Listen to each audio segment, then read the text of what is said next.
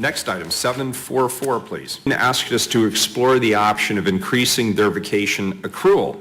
The city instead offered to create a committee to look into the vacation leave accruals for the city as compared to other local public sector employers. The committee came to find that the city of Portland was not competitive in regard to their current vacation accrual and made three specific suggestions for change that they wanted us to take up. Our BHR Director, Cyrilda Summers-McGee, endorsed one of those suggestions and is here to present that today. Good morning. For the record, my name is Cyrilda Summers-McGee, and I'm the Bureau Director for Human Resources. Thank you for allowing us to speak before you today. We are here for a historic moment. Never in the history of the city of Portland has a committee of this nature come together and made this kind of a recommendation. The committee was comprised of union leadership and employees to explore the city of Portland's current vacation accrual rate and determine if it was competitive or if it was not competitive and make a recommendation to me. They came together, and I have to say there was suspicion. Folks didn't know if this was a real thing, and yet they still showed up. They put their thinking caps on. They went into deep research to determine what the market would suggest our vacation accrual rate should be to remain competitive in the city of Portland. And they came up with three, not one, but three recommendations depending on how competitive we want it to be in the market. Do we want to be above the market, meet the market, or just beneath what the market would suggest our vacation accrual level should have been? And it was a beautiful recommendation. It was so well thought out, which you all have the data on. It was so well thought out that I was immediately convinced that the medium, the midpoint, the more moderate accrual rate was in the best interest of the city to allow us to remain competitive, especially as we continue to compete both inside the city as well as with external regional competitors for talent. So what you have before you is in Exhibit A, my recommendation, which is a adjustment to the vacation accrual table for the HRAR 6.03. Could you just summarize what the changes are? So the change generally is, the largest change happens when a new hire comes on board for the city of Portland. Currently, we max out at 80 hours per year that you can accrue towards when you first start at the city of Portland. And you are not able to accrue at a higher rate for 4 years. Well, that's not as progressive as the market would suggest it should be. In today's market, employees move around from employer to employer more frequently than 4 to 8 to 12 years. And so in order for us to incent them to stick around, we are allowing them to accrue at less of a stair step every 4 years to each year they can accrue at a higher rate. So we initially bumped up the maximum accrual rate at year one to 112 hours, up from 80 hours. And then it increases 4 hours every subsequent year that they're here, which is a significant change and shift from where we were historically, which is every 4 years you would receive approximately 6 hours more. If I could just chime in on this. One of the things that really struck me about this was how non-competitive we were for new employees. And particularly for our departments that have technical support, engineering support, specific skills, we just weren't competitive with the private sector. And that was clearly impacting our ability to recruit quality talent. And so I think your thinking on this and the logic you used is spot on. Absolutely. So we bumped up the accrual that you can in the early years, and you said instead of and we've used what's that metaphor? A staircase? Right. Every 4 years, a step up. I see. Now it's just a gradual incline each year. I see. Good. Yep. Okay.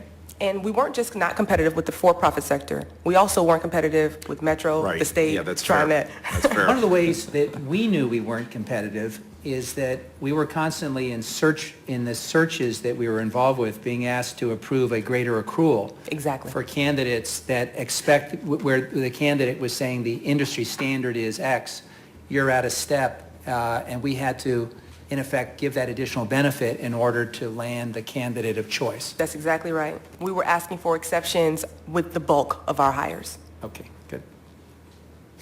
Very good. Any questions before we move this on to I public would like to testimony? ask if we can Yes. move this to an emergency ordinance for a vote today, since we have so many of our union representatives before us. Well, and you want to implement this on an expeditious basis, is that correct? It will be implemented in January. So we have to actually change the entire SAP system. We need a little bit of runway to get the system adjusted so that the accrual rate is impacting the entire city. Happy to do. So moved. Second. We have a motion and a second. Please call the roll on the motion.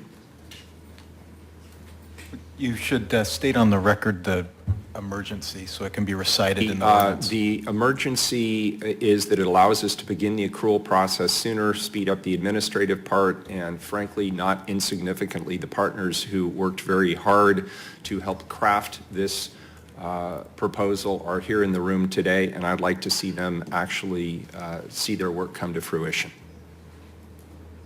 I think we have a second. We have a motion and a second. Please call the roll. Saltzman. Aye. Udaly. Aye. Fish. Aye. Wheeler. Aye. The amendment's adopted.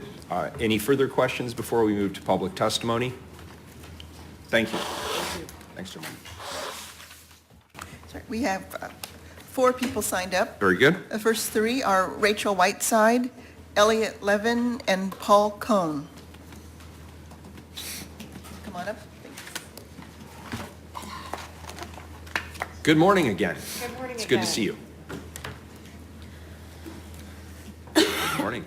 Thank you. Once again, my name is Rachel Whiteside, and I'm union representative for PTE Local 17 members here at the City of Portland. And in the interest of disclosure, I sat on the work group that made the recommendation to the HR director. It is my opinion that if it weren't for my Local 17 members, we wouldn't be here before you today with the progressive recommendation that you took a look at. But I also want to fully acknowledge it required the participation of our union brothers and sisters, many of which I've seen in the audience today. Thank you very much. And a commitment. Rachel, why don't you ask them to stand so we can just acknowledge them, the people that were involved in this?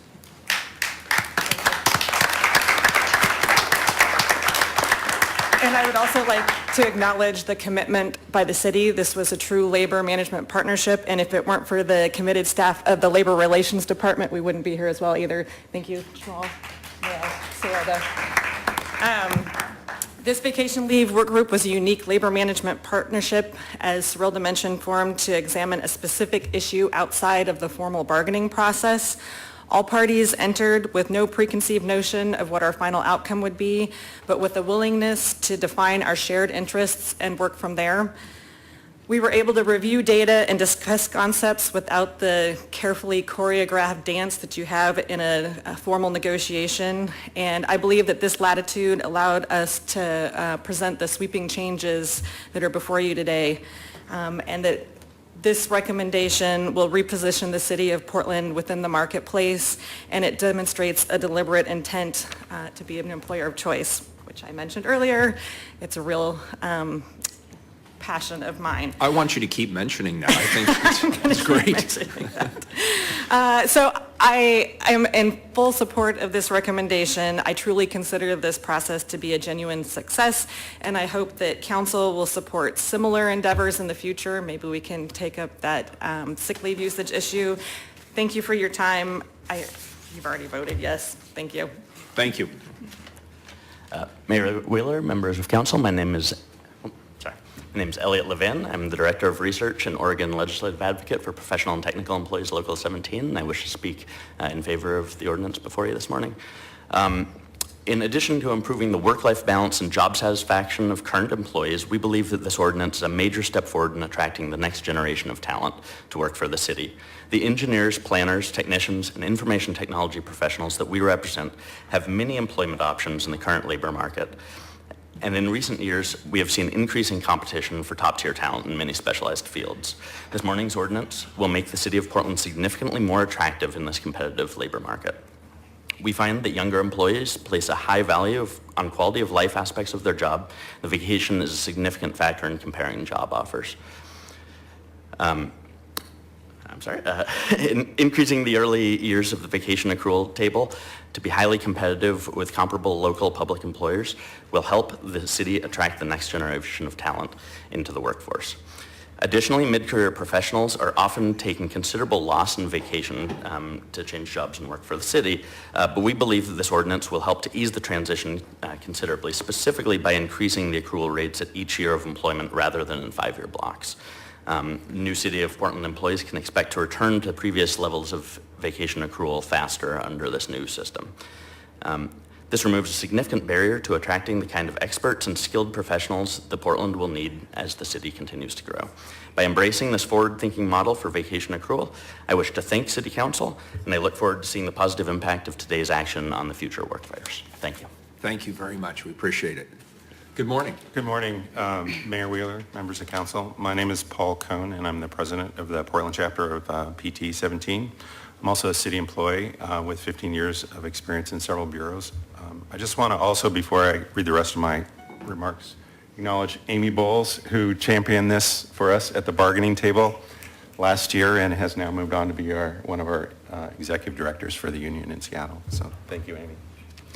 As a representative of nearly 900 engineers, planners, technicians, IT specialists like myself, and other professionals represented by PT Local 17, I want to speak today in favor of the vacation leave ordinance before you.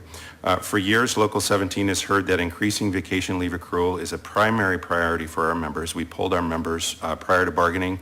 About 50% of them responded, which was an amazing response, and this was number one on their list. As we have spoken to members across the city, we've heard several repeated themes that fit with a changing workforce and assumptions about the relationship between work, life, and family.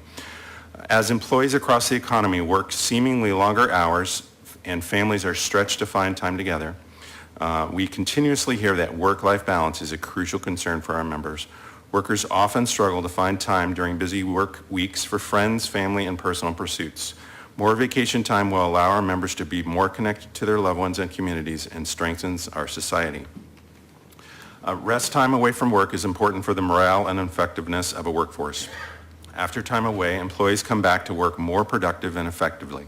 Additionally, medical research has shown that employees have access to adequate vacation leave have lower rates of heart disease, depression, stress, and high blood pressure. In fact, there was one study that showed a 31% decrease in death from coronary heart disease amongst men who took regular vacations.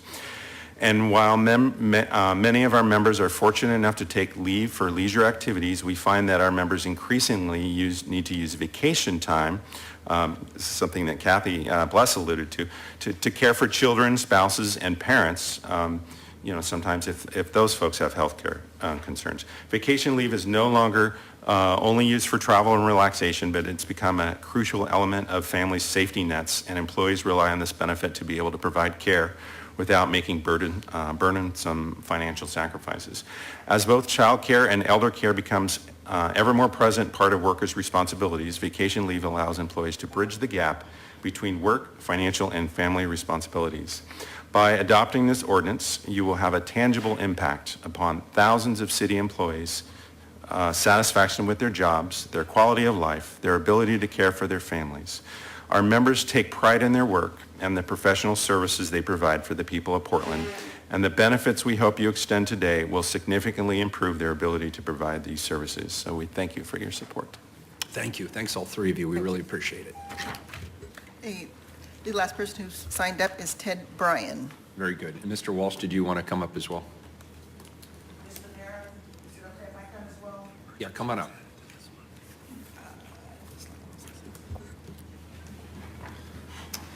Good morning. Good morning. My name is Ted Bryan. I'm a representative of Laborers Local 483. I was also a member of the Vacation Leave Work Group. And the first thing I'd like to mention today, I'd just like to underscore the remarks that Director Summers-McGee made about the process that the work group went through. It was really refreshing for all of us to actually go through a process where it felt like a collaborative effort. It was fact-based, and it didn't involve the sort of usual song and dance that we sometimes find in bargaining. I think right now at this point in history, when there's really an attack on the rights of public sector workers across the country, it's important that the city of Portland really be leading in terms of its labor relations. And I think we're seeing a big change in terms of the relationship between labor and management here. And that's really encouraging for us. I think the logic of the ordinance is impeccable. It's a real substantial commitment by the city to the health and well-being of our members, and they appreciate that. And I just wanted to say I'd be remiss if I didn't mention the hundreds of so-called casual and seasonal employees who work for the city, who are out there maintaining our parks and community centers, who unfortunately at this point, many of them don't have vacation leave or paid holidays. But I just want to say that in the past few years, we've seen council make real commitments to those workers as well. And so I'm hoping that going forward, that the city will actually maintain its commitments to all of its employees, which is what we're seeing now. And I just hope that that spirit continues in the future. So, Thank you. Good morning. Good morning, Mayor, City Council members. I'm Joanne Hardesty, and I also just want to echo what an incredible model the City Council and Human Resources is in a union government partnership. I think it's really wonderful to see outside of a bargaining process that we were able to actually help employees spend more time with their families and have more downtime, because as we know, you have to check out sometime. And I just want to say, Mayor Wheeler, this is the second time in 2 days that I've complimented you on something, and so I want the record to reflect that. Thank Joanne, you, Joanne. why don't you put on the record, then, therefore, the bureaus that you're seeking? I will take whatever the mayor would like to give me. Very good. Thank you, and thank Thank you you. for coming and expressing that. And I know people appreciate hearing that, so thank you. Good morning, sir. Good morning. Again, for the record, my name is Joe Waltz. I represent Individuals for Justice. We love labor unions. We also love employees. And employees that work for the city, we love especially. Thank you very much. Because we know how hard they work. We know how dedicated they are. In the corporate world, if you get called up at 3 o'clock in the morning to come into work, they would laugh. Wouldn't happen. I remember being called up at 3 o'clock in the morning on the federal level that had come in to work because Long Beach Naval Shipyard was under a storm and we had to go in. So I have some appreciation of what your employees do. And it's, again, for Joanne and I to compliment you twice in one day, it's going to ruin our reputations. We'll survive. I looked at the agenda and I'm not too sure there's anything that I'm really going to criticize you on today. Well, maybe there's one thing. We applaud you. We criticize you often. We get thrown out a lot. Not me. Not Joanne. When I say we, I mean Individuals for Justice. But congratulations. If you pass this, this is kind of cool. And you should be proud of it. And when we yell at you, it's on an issue and it's not personal, even though it sounds personal sometimes. And that's just our inability to make it issue-oriented. It's our problem, not yours. So thanks again for this. Thanks to the union. Thanks to what I used to call IRO or Human Resources. It seems that everybody worked together on this and came up with a really good solution. And I'm really proud to sit next to Joanne on this one and be on the same page, because it's not that unusual. So thanks again, and write it down twice. Twice. History is made here today. Thank you. Thanks, all three of you. Was there anybody else, Carla? That was all who had signed up. All right, very good. Colleagues, anything else before we move to a vote, since we have amended? Oh, I'm sorry. Good. Anything else, Director Summers McGee? I just need to sit here for the vote, yes? If you would like to. Okay. Good. Please call the roll. Saltzman, Well, I want to thank both management and labor for coming together and taking a good look at this very important issue. I think as many of you testified, it's increasingly difficult today to achieve that right work-life balance, and many of us are always seeking to find that, and it's harder to find with all the competing demands, including care for dependents. So I think increasing our accrual is the right thing to do, and I'm very pleased to be able to support this and say aye. You, Daley? Well, I would just like to thank Director Summers McGee for her hard work. It's been a pleasure working for you, and I'm really pleased with the direction that we're moving in. And thank our union, our staff, and our union members as well. Aye. Fish?